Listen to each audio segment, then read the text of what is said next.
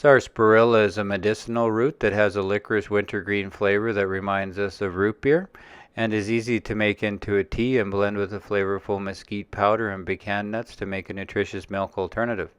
To make sarsaparilla root tea, scale 10 grams of sarsaparilla root into your brewing device and pour 500 grams of boiling water over top. Allow it to steep for 5 to 10 minutes and strain when the desired strength of the tea is achieved. To prepare the milk ingredients, scale 375 grams of sarsaparilla root tea into a mason jar and add a stick of Ceylon cinnamon, a pitted medjool date, and 20 grams of mesquite powder. In another jar, scale 50 grams of pecan nuts and pour boiling water over top. Soaking the nuts in the refrigerator overnight will help remove the nuts' protective enzymes that interfere with digestion. The next day, the nuts need to be rinsed and added to the blender with the tea mixture. Then blend on high speed for a couple of minutes and strain through a nut milk bag.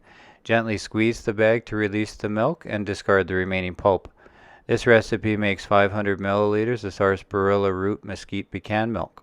Stored in the refrigerator, the milk will keep for about 3 days.